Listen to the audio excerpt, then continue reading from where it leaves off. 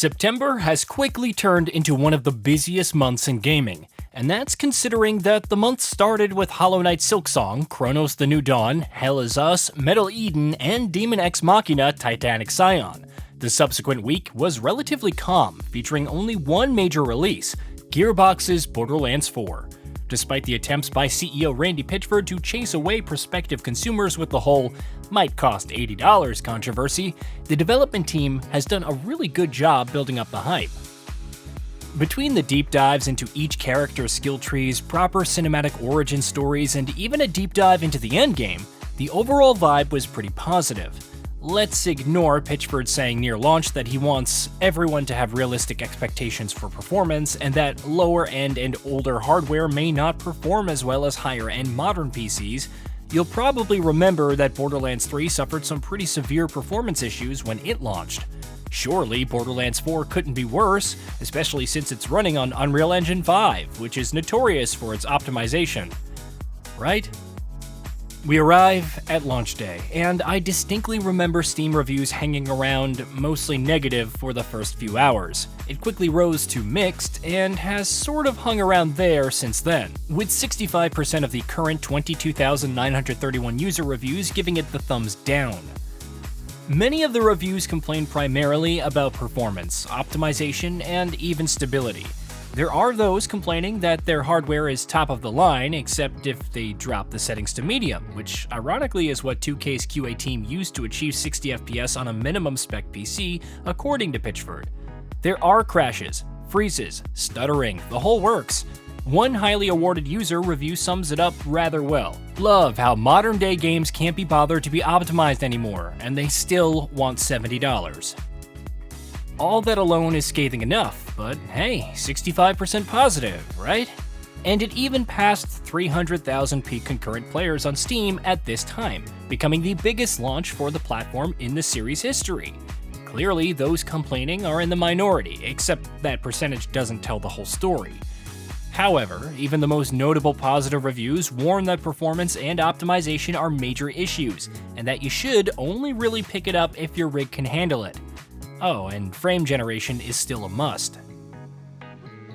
You would think Gearbox would issue a statement, promise some updates, and then work on improving things while letting the overall quality of the game speak for itself. It's more or less doing that. Even the first update, released last Saturday, simply says it improves stability for a wide range of PCs.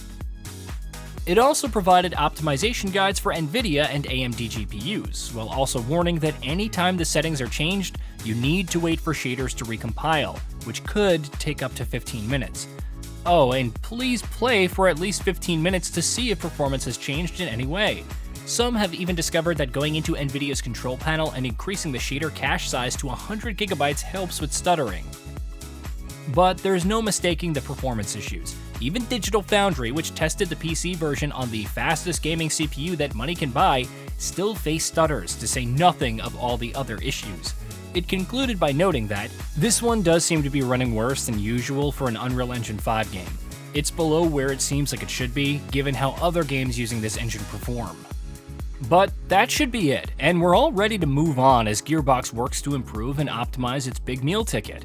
Except no one, not you, not me, and probably not the development team, could have accounted for the Pitchford factor. Fresh off polling console players about whether they would like a field of view slider, after multiple complaints wondering why it didn't ship by default, telling them how it could affect fairness, the Gearbox CEO went off on one multi-thread long declaration, let's call it, about many things. Every PC gamer must accept the reality of the relationship between their hardware and what the software they're running is doing. He went on to describe that there are many tools in place to cater to those who prefer more features, frames, or a higher resolution. There are a few real issues, but they are affecting a very, very small percentage of users. We're fixing those, and many are already fixed.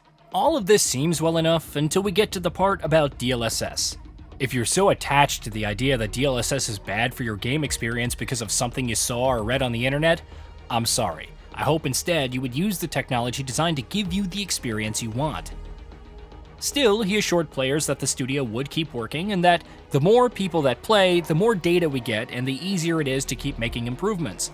which sounds like a weird way to encourage people to spend money and/or time on your game, but Pitchford says he knows that the reactions, both negative and positive, are coming from a place where fans really care.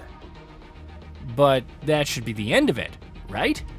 Well, like we said, that's one multi-thread long declaration of sorts. In another post, he shared statistics from Computer Service where complaints accounted for about 1% of installs, and that only 0.04% are related to PC performance. About 0.009% were marked as valid. That's less than 1% of customers using CS tickets for valid performance issues, which is less than 1/5 of the users using CS to get help with Twitch drops, said Pitchford. This reality is dramatically different from what you would expect if your sources of information were, say, certain internet threads. While this may come across as dismissive, it seems in some roundabout way to actually advertise that not enough players are using customer support. He then went into another spiel about everyone who has real issues is someone that Gearbox cares about, and that these details would be a useful perspective if you're getting your feelings from others online. And there's the don't believe everything you read. But surely, that's it, right? Of course not. In yet another thread, Pitchford outlined all the different ways that players could see improved performance on PC before advising that they opt for 1440p at super high settings. If you're not 4K stubborn and just want to have a great fun time with higher performance, please consider running at 1440p resolution. If you've got a beast of a video card, you're probably fine at 4K. But if you're in the middle or close to minimum spec, I would definitely recommend making the trade. When told that it would have been better to make the game for the most common hardware in the first place, he responded, Borderlands 4 is a premium game made for premium gamers. Just as Borderlands 4 cannot run on a PlayStation 4, it cannot be expected to run on too old PC hardware.